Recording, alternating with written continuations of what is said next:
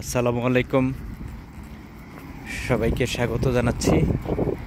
আজকে আপনাদেরকে জাপানের রাস্তায় যে আঙ্গুরের বাগান, সেই রাস্তায় আঙ্গুরের বাগান হয় সেটাও দেখানোর জন্য আপনাদেরকে নিয়ে যাচ্ছি। আমি এই বাগানটির কাছাকাছি। এটা একটা কুসুরি অর্থাৎ ওষুধের দোকান। চারপাশ দিয়েই আকাশটাও আজকে সুন্দর। তো সামনে হচ্ছে আঙ্গুরের বাগান। রাস্তার উপর কিভাবে আঙ্গুরের বাগান করে রেখেছে সেটা আপনাদেরকে দেখাবো। এই জন্যই আপনাদেরকে ভিডিওতে নিয়ে আসলাম। শেষ পর্যন্ত সাথেই থাকবেন এবং রাস্তায় আঙ্গুরের বাগান কিভাবে করা হয় সেটা আপনাদেরকে দেখাবো। আমি প্রায় কাছাকাছি চলে আসছি। আজকে দিনটা নাতিশীতোষ্ণ, হালকা বাতাস, চমৎকার পরিবেশ। সো এই যে দেখতে পাচ্ছেন এই সামনের রোডটা, এই রোডেই হচ্ছে আঙ্গুরের বাগান। এই যে এখান থেকে শুরু হয়েছে।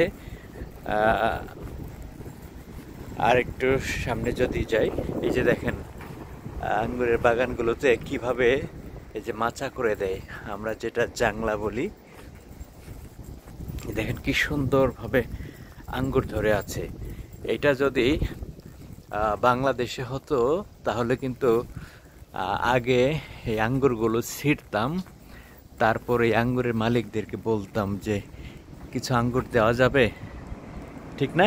আমরা অনেক সময় এইভাবেই কিন্তু বলে থাকি। কিন্তু জাপানে এই যে দেখেন কি সুন্দর করে আঙ্গুর ধরে আছে, এটা খাওয়ার মানুষ নেই, কেউ না বলে ছিঁড়বেও না, বা এরকম অভ্যাস এখানকার মানুষের মধ্যে নেই। তো এইগুলো হচ্ছে পুরোটাই হচ্ছে রাস্তার উপরে হচ্ছে আঙ্গুরের বাগান।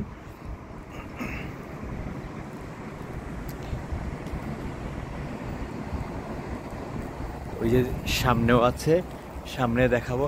যে দেখেন এগুলো হচ্ছে এই যে মাচা করে দিয়েছে, এগুলো হচ্ছে কি বলে পাইপ পাইপ দিয়ে মানে ওয়েল্ডিংয়ের কাজ করে এইভাবে মাচা করে দিয়েছে। দেখেন একদম অক্ষয় মজবুত করে এই জাংলাটা দিয়েছে। সো এই ওই পাশেও দেখেন রাস্তার, অর্থাৎ এই রাস্তাটার দুই পাশ দিয়ে হচ্ছে আঙ্গুরের বাগান। খুব থোকা থোকা ভাবে ধরে আছে। ওয়াও, লোভ জাগে, তাই না? দেখেন কি সুন্দর। এই যে দেখেন, আর এগুলো হচ্ছে এই যে আঙ্গুরের গাছ। দেখেন গাছ দেখে মনে হচ্ছে যে মরে গেছে, কিন্তু যখন উপরে আসবেন দেখেন ওয়াও, এই পুরোটাই হচ্ছে আঙ্গুরের বাগান। এই যে দেখেন,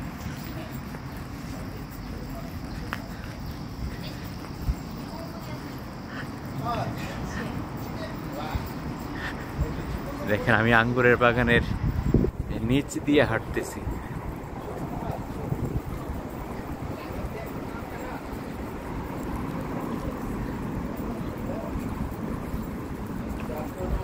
এই যে পুরোটাই।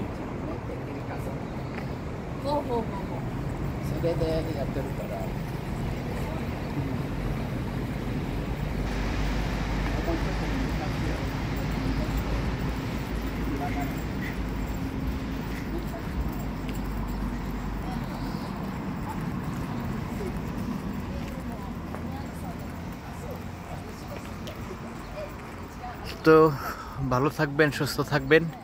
এই ছিল। আবারও যদি সময় হয় আপনাদেরকে অন্য কোনো জায়গায় নিয়ে আরও সুন্দর কিছু দেখানোর চেষ্টা করব। সবাই ভালো থাকবেন, সুস্থ থাকবেন।